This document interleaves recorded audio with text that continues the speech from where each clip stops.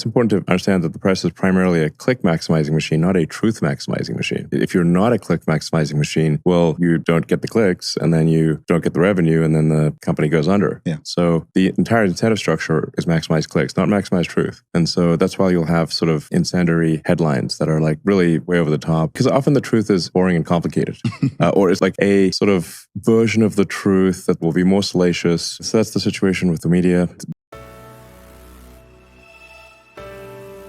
It does not matter what developers plan to do or what games are going to look like.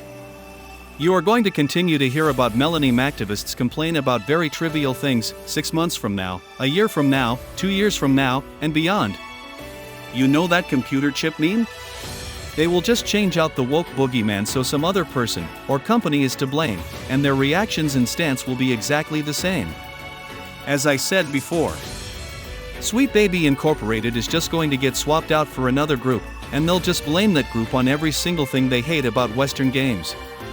Sweet Baby Incorporated has nothing at all to do with character design. Western developers are still going to hire models, because audiences don't want cartoons.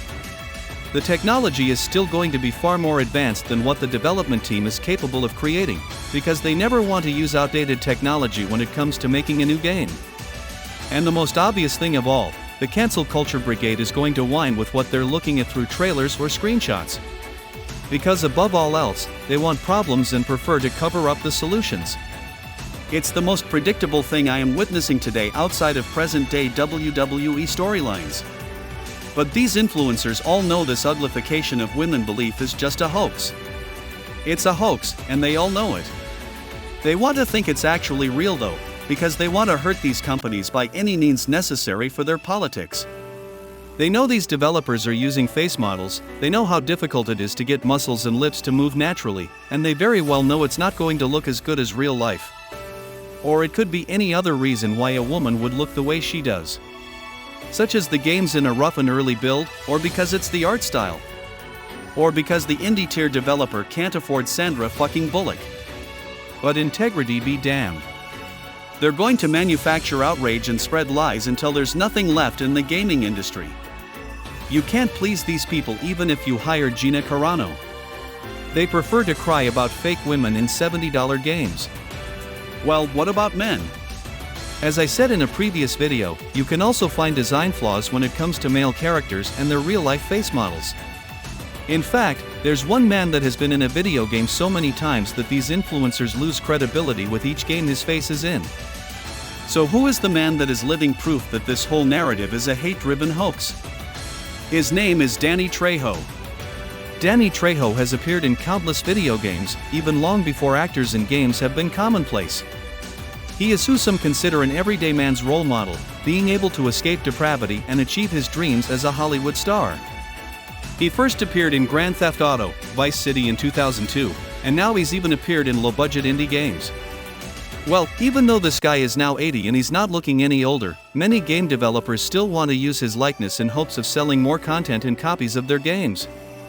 Just in recent years, we got Scum, Far Cry 6, Crime Boss, Rocky City, Call of Duty, Black Ops 4, and even Like a Dragon, Infinite Wealth.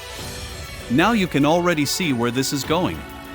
So, melanin activist logic would dictate that with each video game's appearance that he would look the exact same way. Same head shape, same proportions, same wrinkles, just absolutely flawless every time.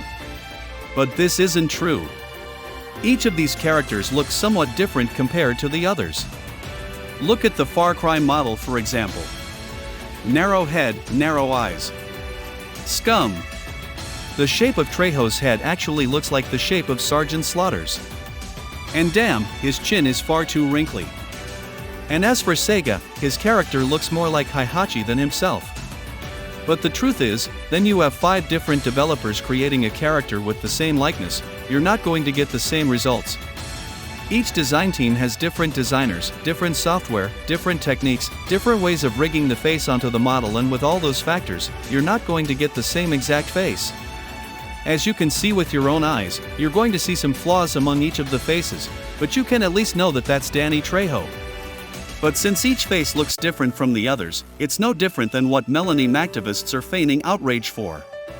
So by the anti-woke line of thinking, we need to grab our pitchforks at Activision, at Sega, at 505 Games, at Ubisoft, all these companies because they look different from the actual person. How you can find something wrong with a 3D face, yet it's political when it's a woman's face, but it's fucking peachy keen when it's a man's face. It's outright hypocritical, and at the same time, it makes no sense.